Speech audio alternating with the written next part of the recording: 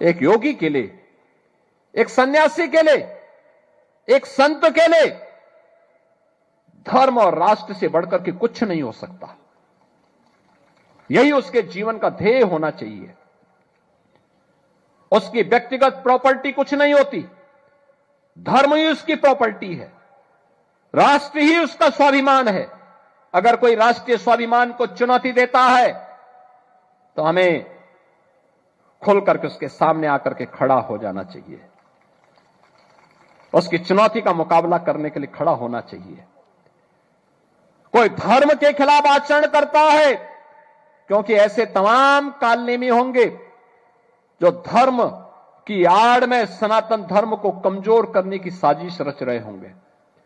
हमें उनसे सावधान होना होगा, उनसे सतर्क रहना होगा। डेमोग्राफी बदलने की जो साजिश हो रही है, लव जिहाद के नाम पर हमारी बेटियों के साथ जो खिलवाड़ किया जा रहा है, इसको रोकेंगे, सख्ती से रोकेंगे, जागरूक करेंगे परिवारों को संस्कारित करेंगे और संस्कारवान परिवार के माध्यम से एक सशक्त राष्ट्र के निर्माण की दिशा में जो प्रवर्तमान अभियान है, इस अभियान में हम भी योगदान देंगे।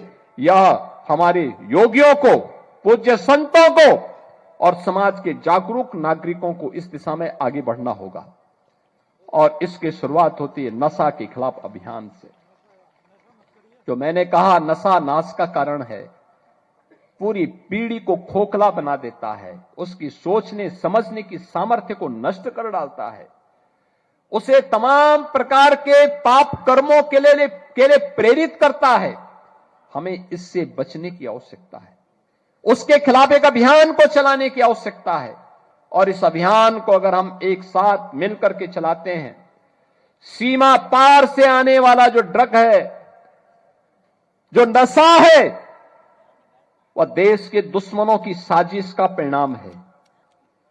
कोई जाने अनजाने में उसमें लिप्त है, उस अवैध कारोबार में लिप्त है, उसको वार्न करिए, लोकल पुलिस को अवगत कराइए, समाज को और उसके परिवार को अवगत कराइए। इस पाप की भरपाई तुम जीवन भर नहीं कर पाओगे। जो ये कृत्य कर रहे हो, इसके बारे में बताइए उनको, और नहीं मानता है तो समाज संगठित होकर के इसके विरोध में खड़े हो जाए। सामूहिक रूप से खड़े होना चाहिए।